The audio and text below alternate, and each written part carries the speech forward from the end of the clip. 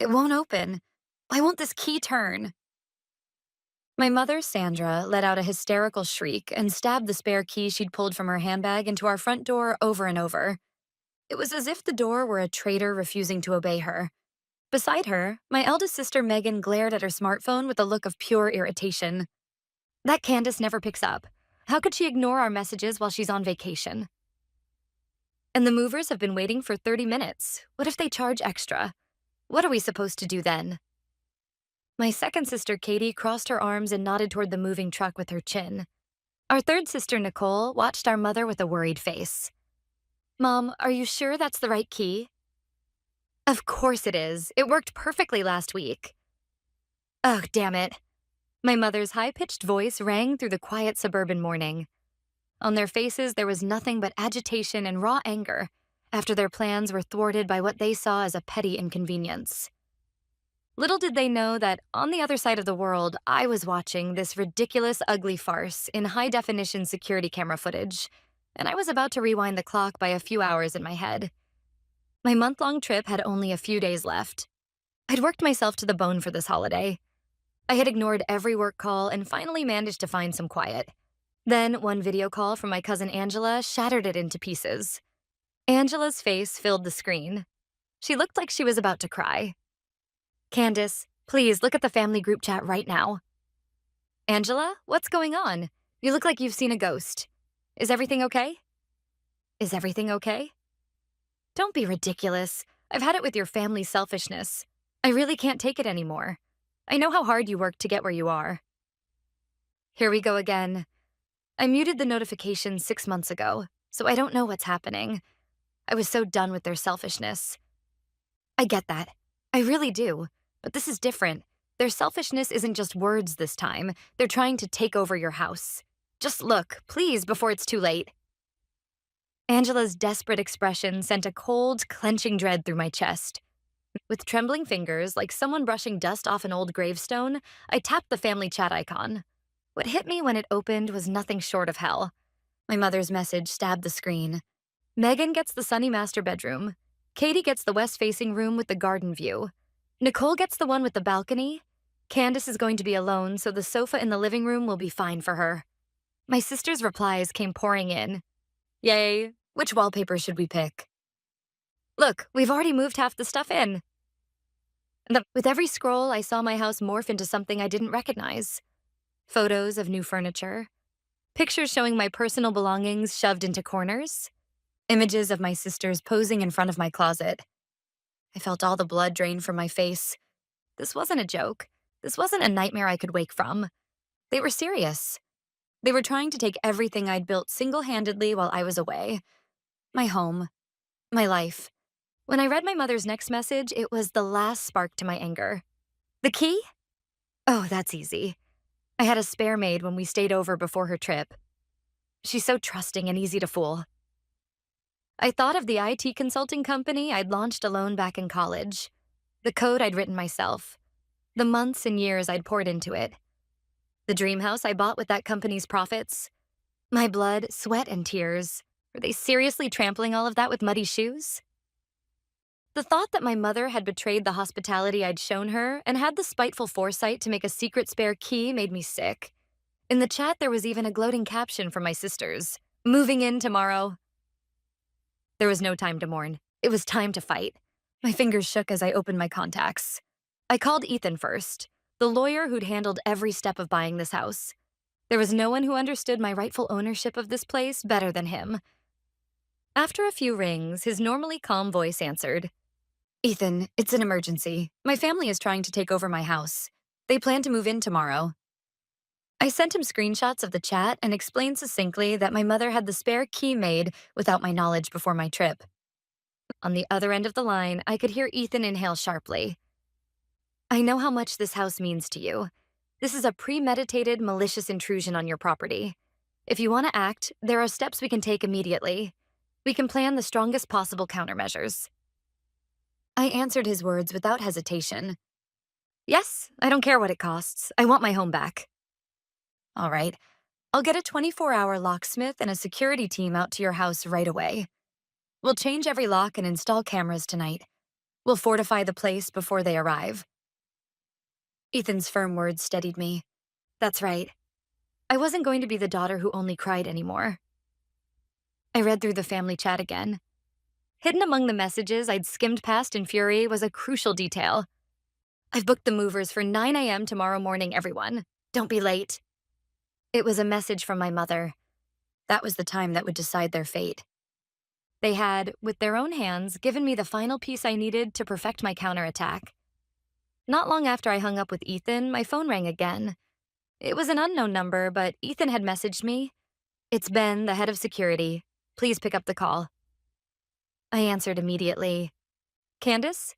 This is Ben from Keymaster Security. Ethan Park informed us of an urgent request for security measures, and I'm calling to get the details from you.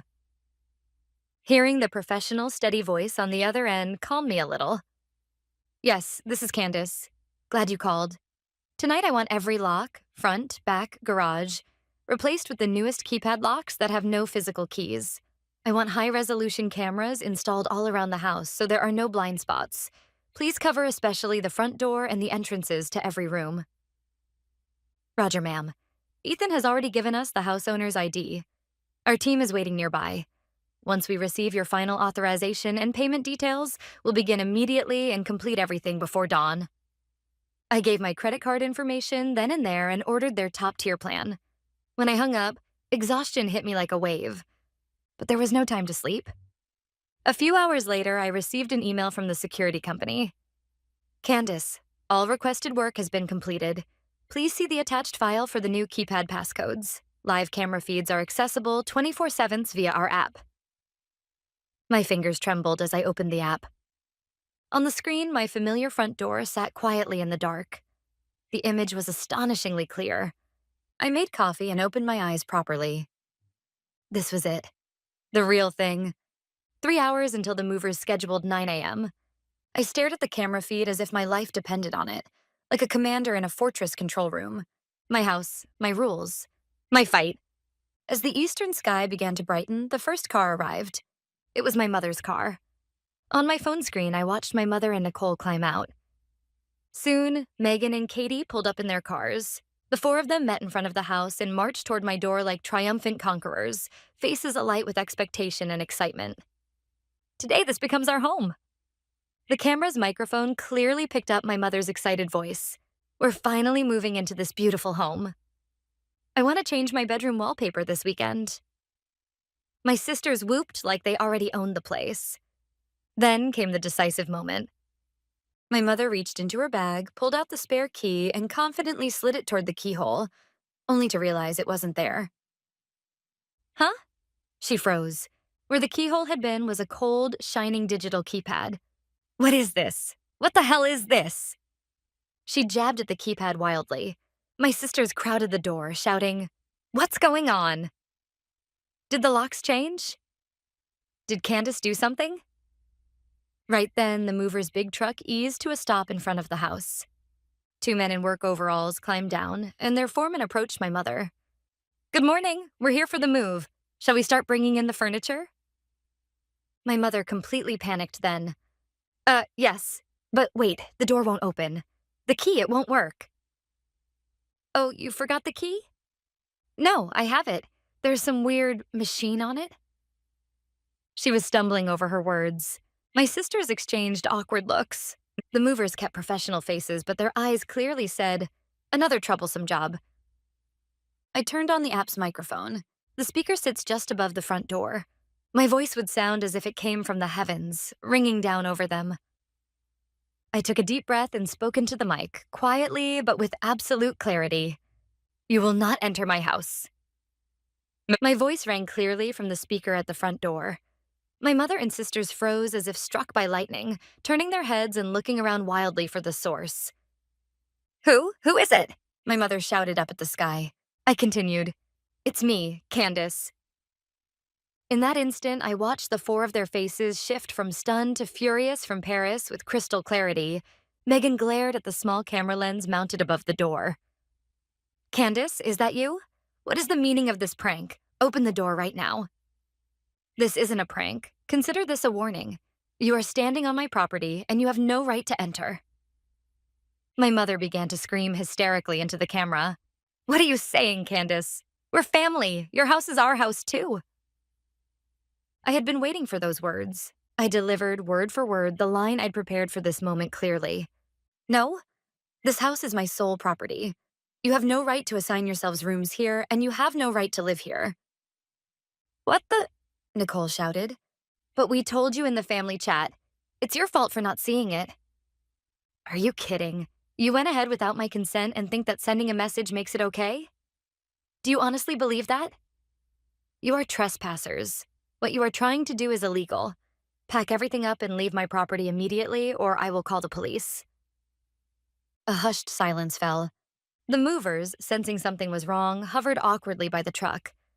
Katie was the first to regain her composure. Don't be ridiculous. We already canceled our old house lease. Where are we supposed to go now? That's not my problem. You planned this and acted on it without consulting me. You take responsibility for the consequences. My mother began to tremble, her voice breaking as she pleaded. Candace, how can you be so cruel? We only wanted to live together. How can you say that to your mother? She didn't yet know that her tears no longer reached me.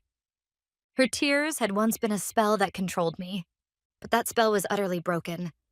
You dare call yourself a mother? The same person who tried to steal her daughter's property without so much as asking? Now you claim to be the victim?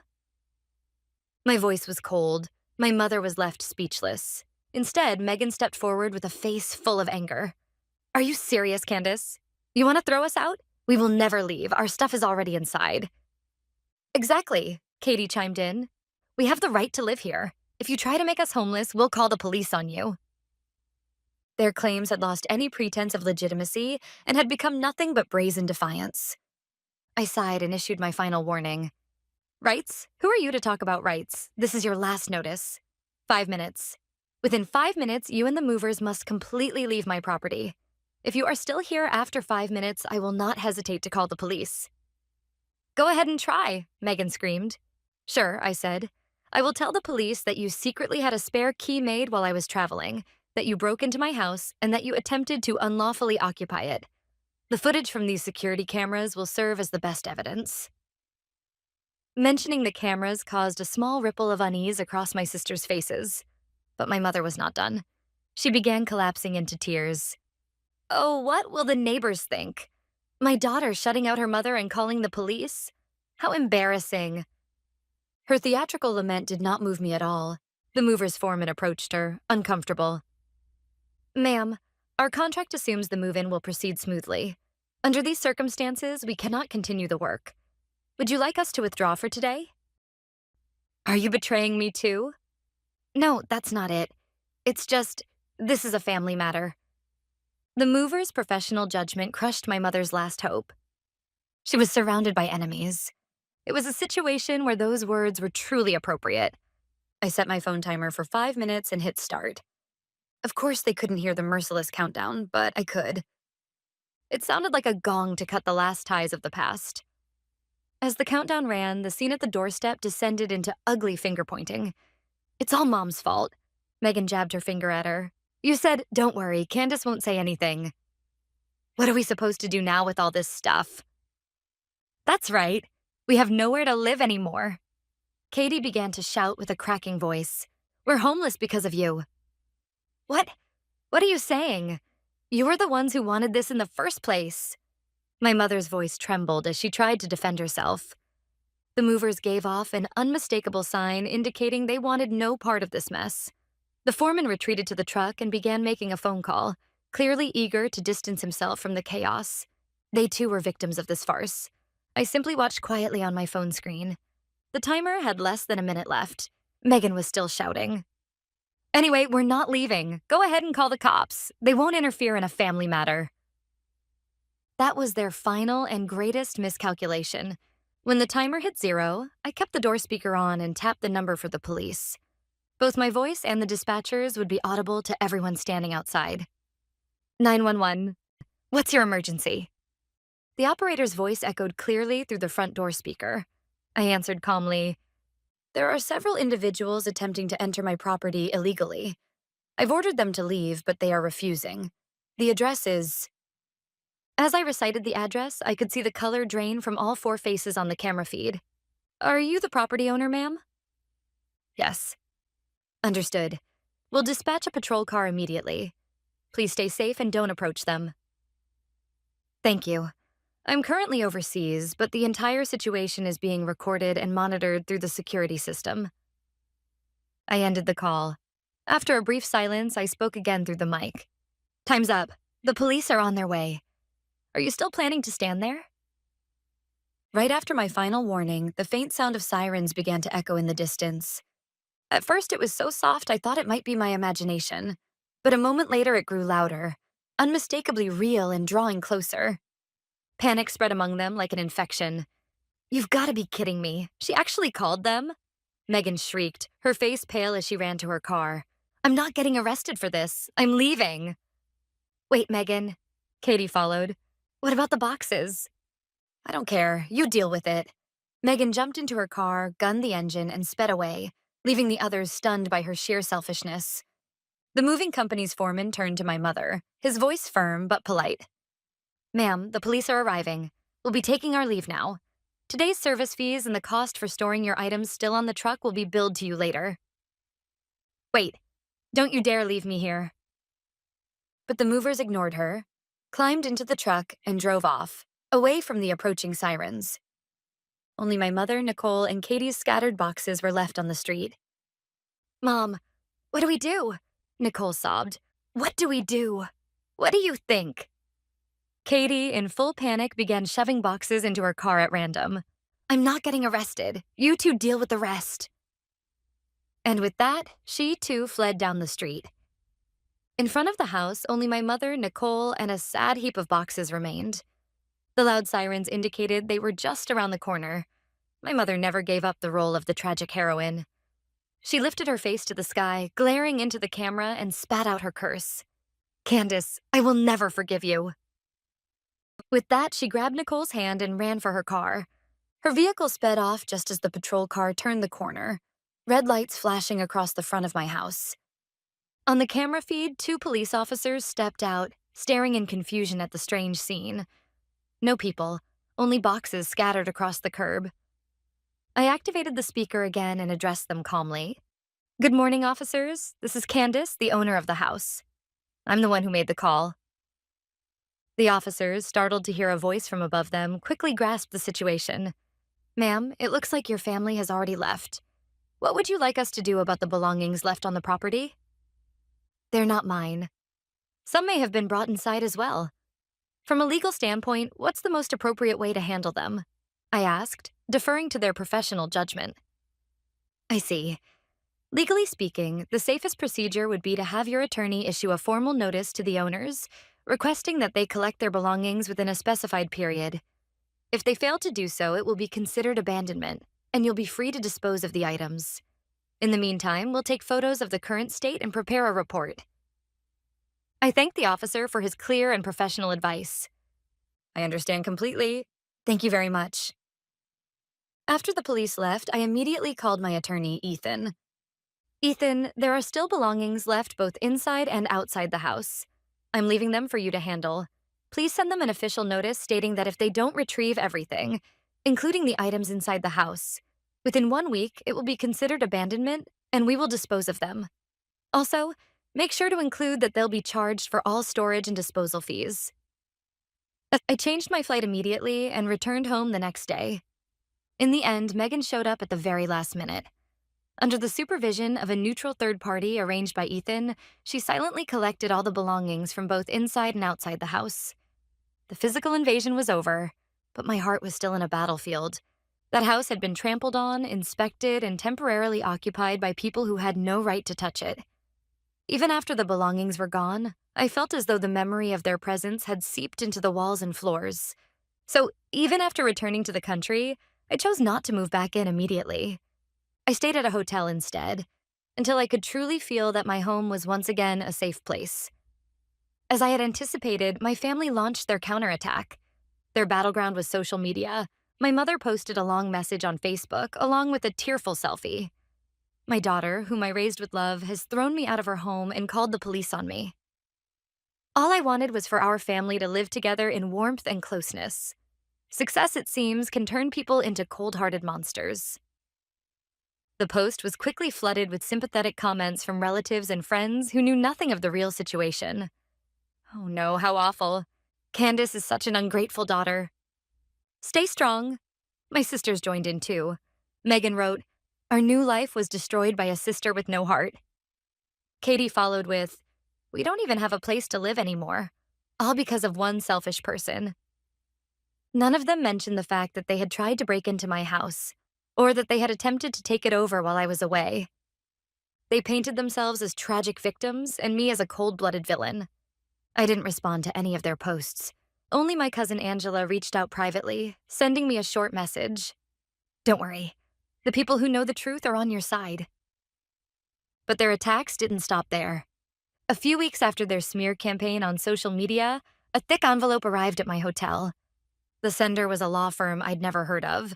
With a sinking feeling, I opened it, only to find a lawsuit inside. The plaintiffs were my mother and my 3 sisters, and the contents of their claim were so absurd it felt like fiction. The defendant, Candace, verbally promised the plaintiffs that they would have the right to reside permanently in the property in question. The plaintiffs relied on that promise, terminating their previous lease and made preparations to move. The defendant then unilaterally broke this agreement, thereby violating the plaintiff's right to residence. The plaintiffs seek financial compensation for the economic and emotional damages suffered as a result. I couldn't even feel angry anymore. I just laughed. There was no way I would ever make such a promise. They had shifted their target, from stealing the house itself to trying to steal money. I scanned the documents and immediately emailed them to Ethan. "Ethan, the next round has begun." A few hours later, he called me. His voice carried a mix of disbelief and frustration. "Candace, I've read the complaint. This is ridiculous. There's no evidence at all. It's pure harassment. They realize they can't claim ownership of the house, so now they're going after you for damages instead. This kind of nonsense won't hold up in court, right?" "Of course not, but their goal isn't to win. They're counting on you wanting to avoid a public trial, thinking you'll pay to make it go away. They're trying to squeeze a settlement out of you through intimidation." Public image. I don't care about that anymore. I figured as much. Then here's my advice. Don't settle. We'll fight this in court and not only have the case dismissed, but also demand that they pay all legal costs. They need to learn there are consequences for this kind of behavior. Agreed. Do it. I won't give them a single dollar. Even as the legal battle loomed, my mother kept using more primitive methods to get to me.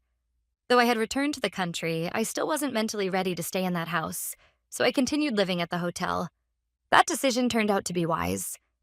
2 or 3 times a week, in the middle of the night, my security system detected movement outside my front door and sent alerts to my phone. Every time I checked the footage, the same person appeared. My mother. She must have thought I was still abroad. Without ringing the doorbell, she would take out the old spare key, one that no longer worked, and rattle the doorknob over and over again. It looked like something straight out of a horror movie. Each time, the security system automatically notified the police, and within minutes, a patrol car would arrive. The officers would issue her a stern warning, and she would leave quietly. All of it was recorded and stored on my phone. What was she even thinking? No, perhaps she wasn't thinking at all. Maybe it was nothing but obsession now. An obsession with something she could never have. The trial ended surprisingly quickly. Ethan submitted flawless documentation proving my legal ownership of the house, along with a series of past emails and messages showing that no so-called verbal agreement ever existed, granting my mother and sisters any claim to it. The judge barely glanced at the so-called evidence my mother and sisters had submitted, old family photos and sentimental stories, and dismissed their lawsuit entirely within minutes. Moreover, the court ruled that their case was malicious and baseless, ordering them to pay all of our legal expenses in full. As they exited the courtroom, their faces were twisted with rage and humiliation. When Megan and I passed by, she spat out venomously, her face contorted like a demon's. "Because of you, we're drowning in debt, you heartless monster." I said nothing. I simply walked past them. From that moment, their downfall accelerated. Between the legal fees, the penalties owed to the moving company, and the rent for the cheap apartment they must have hastily rented, Their lives began to clearly crumble. Their once glamorous social media posts stopped abruptly. In their place appeared pitiful hashtags like hash budget life and hash life is hard. Megan sold the luxury car she had once flaunted, and Katie started listing her designer handbags online. Angela told me as much. My mother went around spreading lies about me to neighbors and relatives, but as word of the court's verdict spread, no one believed her anymore. If anything, she became known as the toxic parent who had tried to steal her own daughter's property. People began keeping their distance. Then one day, Angela called me. Candace, it's about your mom. What about her? She kept missing rent payments and got evicted. Now she's crashing at Megan's tiny apartment. The three of them fight constantly, mostly about money. I felt nothing even as I heard that. It was simply the natural consequence of the seeds they had sown themselves. A year passed after all the chaos. At last, I have found peace in my own home. I ended my stay at the hotel and returned to my house, now protected by a new security system. Life has been quiet, calm. Recently, Ethan shared an interesting story over dinner. You'll find this amusing. Your sister Megan contacted my office the other day. She said she'd heard I was good with real estate disputes. Apparently, she's now fighting with her landlord over unpaid rent. You're kidding. Of course, I politely declined. I told her there could be a conflict of interest. Hearing that story, I couldn't help but laugh. They had learned nothing. My mother and sisters are still living together in a cramped apartment, arguing every day. The sunny master bedroom they once dreamed of, the west-facing room with a view of the garden. None of it was ever theirs. What they got instead was debt, lost credibility, and mutual hatred. People sometimes ask why I chose to fight my own family so relentlessly. The answer lies in one simple truth, carved into my heart. My family never celebrated my success. They only sought to take from it. That fact says it all. The experience taught me one invaluable lesson. Boundaries are most essential where the ties are closest. So I severed those ties completely. My house is not my family's asset. It is my home, built from my work, my money, and my risks. And the gates of this fortress will never, ever open for them again.